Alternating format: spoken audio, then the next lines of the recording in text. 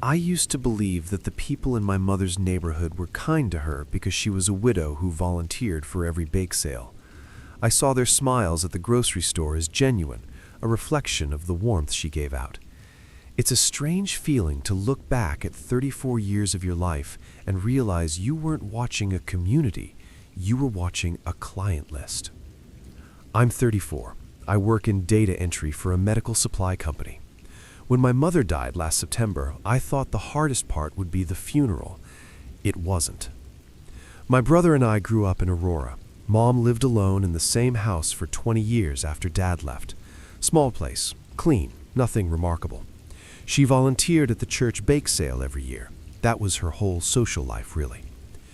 We started clearing out her things a week after the service. I was in her bedroom, sorting through the closet, when I found the ledger tucked behind a stack of sweaters. It was one of those old accounting books, bound in green cloth, heavy. I opened it on her bed, page after page of names, dates, dollar amounts. Some entries went back 15 years. I recognized probably a third of the names, people from church, neighbors, the woman who ran the dry cleaner on 6th. Next to each name was a monthly payment, $50, sometimes $75, always paid in full, always on time, marked with a small check in red ink. There was no explanation, no header, just names and numbers. My brother came in while I was reading. We sat there together, flipping through it.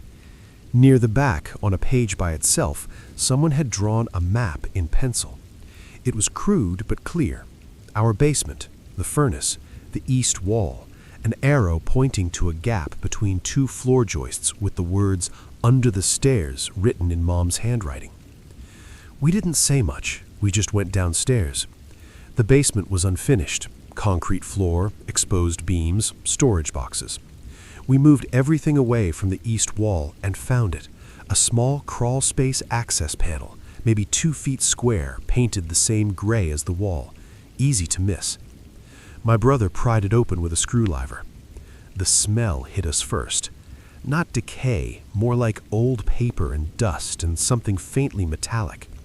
Inside was a wooden crate, the kind you'd store apples in. We dragged it out into the light. It was full of envelopes, hundreds of them. Each one had a name on it, names from the ledger, and inside, photographs. Polaroids mostly. People in their homes, through windows, in their yards, at the grocery store. Some were just sitting in their living room watching TV. Others were asleep.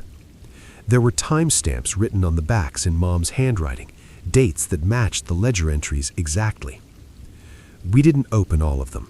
I couldn't. At the bottom of the crate was a second ledger, smaller. This one listed the same names, but next to each was a short entry. Daughter visits Thursdays. Walks dog at 6 a.m. Bedroom window doesn't latch. Small specific things, patterns, vulnerabilities. My brother wanted to call the police. I told him to wait. We needed to think. We sat in that basement for 2 hours, not talking, just looking at the pile of envelopes. I kept thinking about the bake sales, about how Mom knew everyone, how she'd chat with people, ask about their lives, smile, that warm smile. How no one would think twice about her walking past their house, about her being nearby. The ledger was still upstairs. I went back and looked at the last entry. It was dated 4 days before she died. The name was someone I didn't recognize. Payment received. Red checkmark. Here's what I keep thinking about. Mom had a stroke, sudden. The doctor said it was quick. But strokes don't usually happen to healthy 62-year-old women who walk 3 miles a day and don't smoke. We never called the police. My brother wanted to burn it all, but I said no. We locked it back in the crawl space, sealed the panel, stacked the boxes back. Neither of us has gone down there since. Last month, I saw one of the names from the ledger at the grocery store, the woman from the dry cleaner. She saw me and smiled, came over, said how sorry she was about Mom, said she'd always been so kind. Then she asked if we'd found everything we needed in the house, if there was anything still tucked away. I told her no, everything was in order. She nodded, smiled again. Then she said, "Your mother kept very good records." I didn't ask what she meant. I don't think I want to know. but sometimes I wonder if the payments went both ways.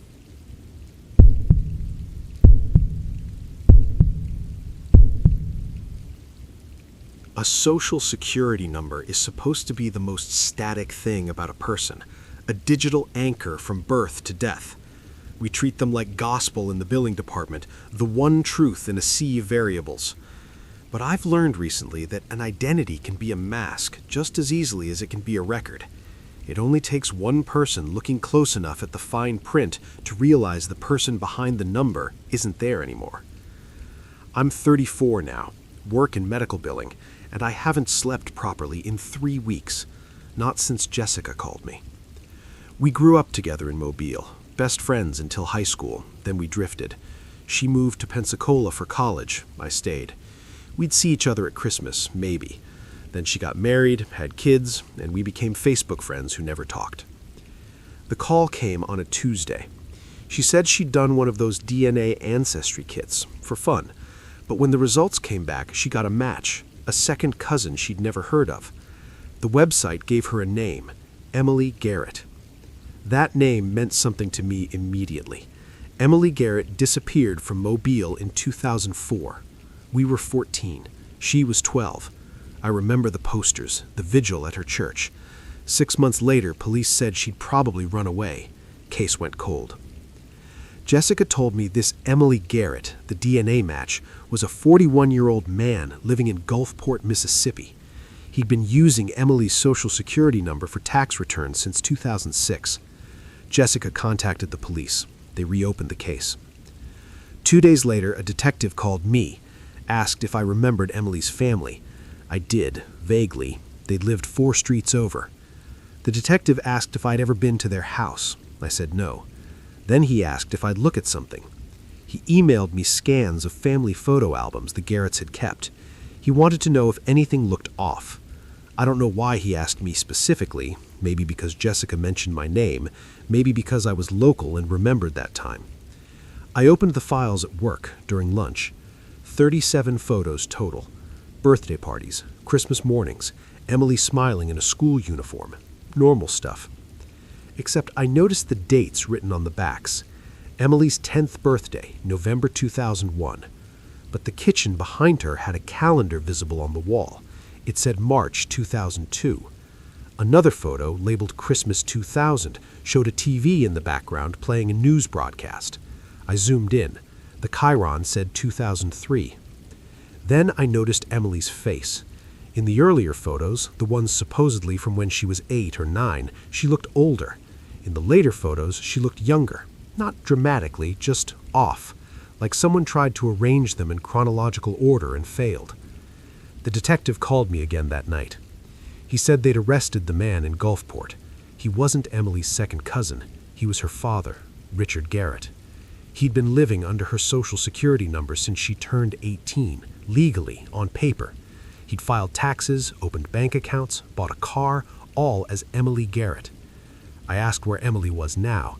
He paused. Then he said they didn't know. Richard wasn't talking. But they'd searched his property and found something in the crawl space. Polaroids. Dozens of them. Staged photos matching the ones in the family albums. Same poses, same settings, different years. They were still trying to identify the children in them. He asked if I'd ever seen Emily's mother. I said no. He said there was no record of her after 2001. No death certificate, no forwarding address. The house had been in Richard's name alone. I thanked him and hung up. I sat there for a long time. Then I opened the photo files again. I found one I'd skipped earlier. Emily standing in a backyard I didn't recognize. She was holding a birthday cake. She looked about 11. Someone had written on the back, Emily's 12th birthday, November 2003. But behind her, barely visible in the shade of a porch, there was another child, partially obscured. Same height as Emily, same hair color, wearing an identical dress. I zoomed in as far as the resolution allowed. The child's face was blurred, turned away, but her hand was visible, resting on the porch railing. She was wearing the same bracelet Emily wore in every photo. I haven't told the detective yet. I keep opening the file. I keep looking at that second child, and I keep thinking about how Richard Garrett became Emily the moment she turned 18, how he'd kept using her name, her identity, how the photos were staged across years, always showing her slightly different ages, how someone had to take those pictures.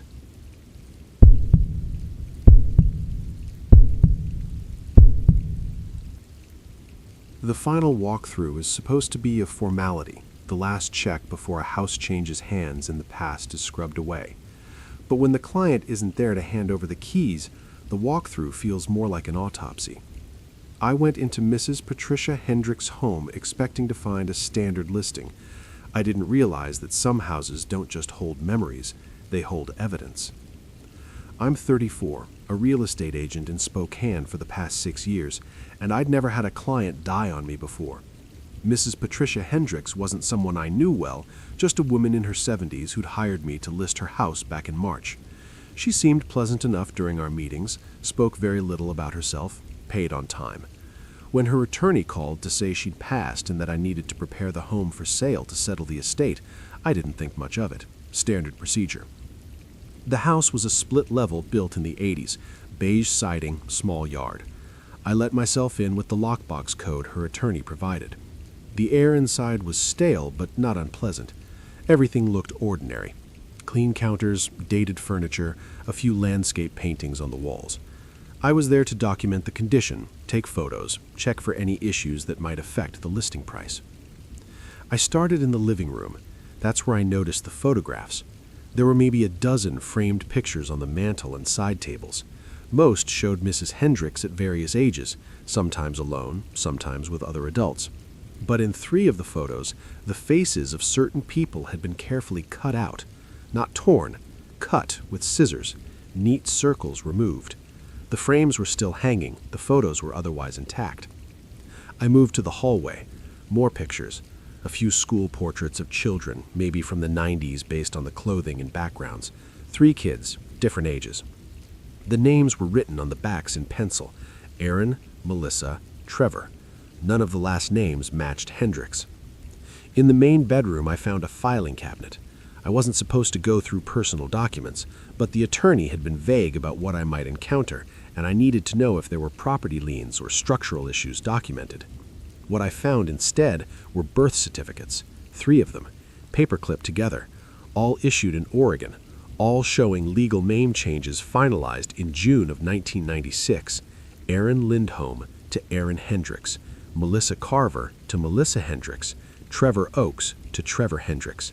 The same month and year, Mrs. Hendricks had married a man named Robert Hendricks, according to a marriage license in the same folder. I sat on the edge of the bed and stared at those documents for a long time. There were school records underneath, attendance reports from Spokane public schools, lots of absences scattered across the years, notes from teachers. Melissa seems withdrawn. Trevor has not been in class for 2 weeks, no calls returned. Aaron refuses to speak about home life. I kept digging. There was a spiral notebook, the kind kids use for schoolwork, filled with handwritten notes in an adult's neat script. Page after page of observations. M woke at 3 a.m. again, watched her from the hallway, didn't go back to sleep. T tried the back door, locked, scratched at it for several minutes before stopping. A has been looking at the attic door. The last entry was dated December 2001. It just said, "They've stopped asking." I checked my phone. No signal. I hadn't noticed until then. I went back to the living room, looked at those cut-out faces again. I realized the missing faces were always in pictures that included the 3 children whose names had been changed. I went upstairs. There was an attic access in the hallway ceiling. I pulled the cord. The ladder unfolded with a creak. I climbed up with my phone's flashlight. The attic was empty except for dust and a small stack of boxes in the corner. Inside the boxes were more school records, report cards, and a dozen more photographs. These weren't damaged. They showed the same 3 kids, older now, teenagers, but in every photo, they were staring directly at the camera with expressions I can't quite describe. Not smiling, not angry, just staring. I left the house 20 minutes later. I filed my report, noted the property was ready for listing, and said nothing about what I'd found. The attorney never asked. The house sold in under a month to a family from Seattle. I looked up the names later: Aaron, Melissa, and Trevor. No death records, no social media, no recent addresses, nothing after 2002. Last week, I got a letter. No return address, just a single line written in pencil. She told us you'd come eventually. I still check my rearview mirror more than I used to.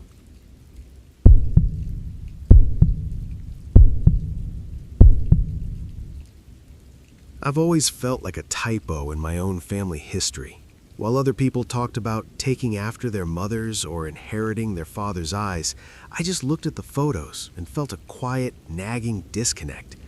I used to tell myself that genetics was just a roll of the dice, a random assortment of traits that didn't have to make sense. But when the will was read, I realized that the randomness I'd felt my entire life wasn't an accident. It was a transaction. I'm 34, a paralegal in Burlington, and until 3 months ago, I thought I knew exactly who I was. My mother died in February, pancreatic cancer, quick and cruel. I was her only child, or so I believed. When the will was read, I found out she'd left a third of her estate to someone named Marcus Webb, a man I'd never heard of. I contested it. Of course I did. That's when the lawyer handed me the envelope. Inside was a notarized confession dated 1986, signed by a woman named Patricia Donnelly. She'd worked as a night nurse at Fletcher Allen Hospital. According to the document, my mother paid her $8,000 to switch 2 newborns in the maternity ward. One baby was hers. One belonged to a woman named Sarah Webb. The confession didn't specify which baby went to which family. I sat in that office for 20 minutes, just staring at the paper. The lawyer kept asking if I needed water. I didn't answer. Marcus Webb turned out to be 34, same as me. Born 3 days after I was, same hospital. He works construction in Colchester. We met at a diner off Route 7. He already knew. His mother, Sarah, had told him on her deathbed 2 years ago. She said she'd always felt something was wrong, that I didn't look like either parent, that I cried differently than she remembered from the hospital. Marcus showed me photos of Sarah Webb. Dark hair, olive skin, a prominent nose. I have dark hair, olive skin, a prominent nose.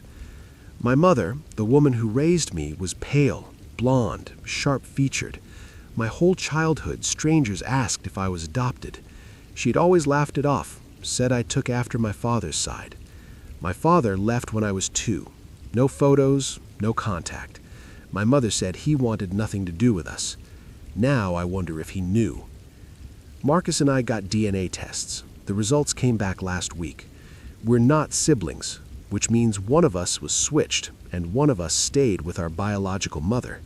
But the confession doesn't say which is which. Patricia Donnelly died in 1999. My mother's gone. Sarah Webb is gone. There's no way to know. I keep thinking about the casseroles. After my mother's funeral, the neighbors brought so much food I had to freeze half of it. These people watched me grow up. They came to my birthday parties. They taught me to ride a bike. And I don't know if I'm their neighbor's daughter or a stranger they fed and smiled at for 34 years. Marcus has his mother's medical records. She had a genetic condition, hypertrophic cardiomyopathy. It killed her at 59. I got tested last week. I don't have it.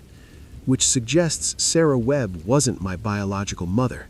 Which suggests my real mother, the woman who carried me, is the woman who raised me. The woman who paid $8,000 to take someone else's baby. But that doesn't make sense either. If I was biologically hers, why switch me? Why pay to keep your own child?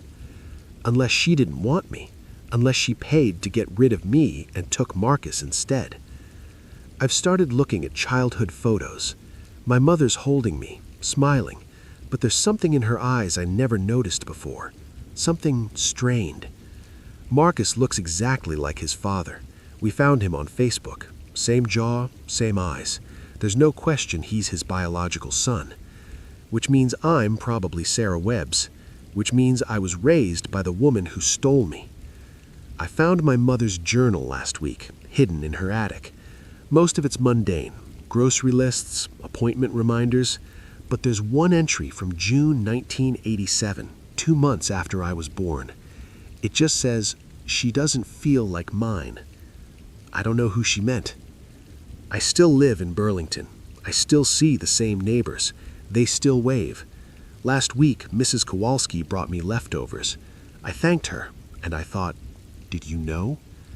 I look in the mirror now, and I don't recognize myself. Not because I've changed, because I never knew who I was looking at.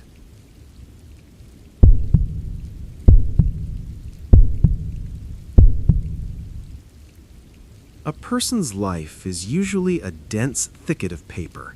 Birth certificates, tax returns, old Polaroids, and bad signatures. You don't realize how strange a clean slate is until you're staring right at it. I went to Robert's house expecting the typical clutter of a 76-year-old's retirement paperwork, but as soon as I saw the names on the table, I realized I wasn't looking at a clerical error. I was looking at the moment one life had been deleted to make room for another. I'm 43, divorced, working IT support from home in Fargo. Most days blend together now. Support tickets, microwave dinners, calls with my sister in Minneapolis. When Uncle Robert asked me to help sort through some mail confusion, I figured it was typical retirement paperwork chaos. He'd always been meticulous, but at 76, maybe things were slipping. His house still smelled like pipe tobacco and old wood. He showed me the pile on his kitchen table.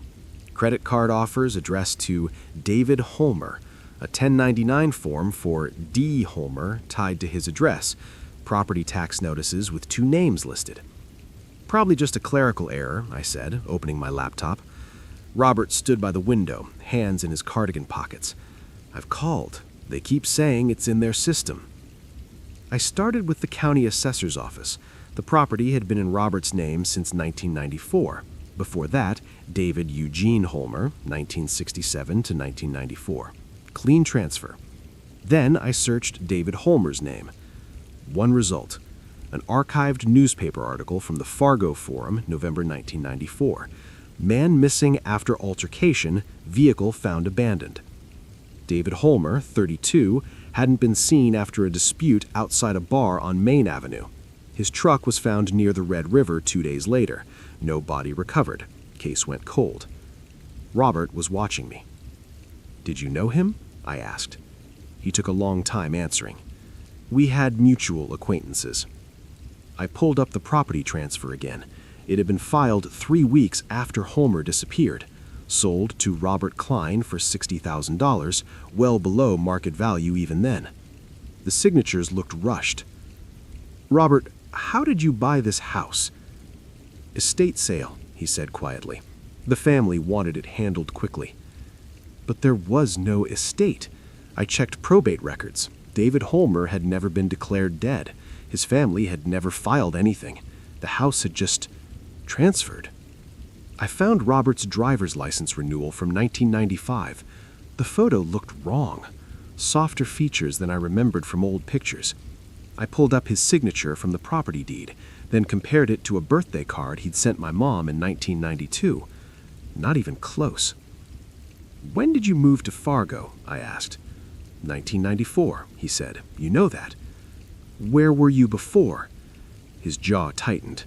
"Minnesota, different towns." I searched for Robert Klein, born 1949, before 1994. Nothing. No work history, no addresses, no records. He appeared fully formed in November 1994, buying a missing man's house. I opened David Holmer's DMV photo from 1993. The face staring back could have been Robert's 30 years ago. Same build, same hairline. Similar enough that in poor lighting, with some effort, you might not notice. "I think I should go," I said. Robert didn't move from the window. "You're upset. I just need to process this." He was going to hurt people. He had problems, anger. The family knew. They were relieved. I closed my laptop with shaking hands. "You're not going to tell anyone." Not a question. I looked at him, this man who'd taught me to ride a bike, who came to my college graduation, who called every month to check in. What happened to him? Robert's face was calm, empty. He left town. I bought his house. That's what the paperwork says. I stood up. You've always been a good girl, rational. You understand how complicated things can be. I drove home and didn't sleep. I've called him twice since then. He sounds normal, warm. He asked about my job, my sister, whether I'd been eating enough. I haven't told anyone. What would I even say? That my uncle might have assumed someone's identity decades ago? That a missing man's house was sold by a family that never filed claims? That all the paperwork somehow was legal enough to stand? Last week I got a text from him. Just a photo. Him and my mom at a family reunion in 1996, both smiling. I don't have any photos of him before 1994. Neither does she.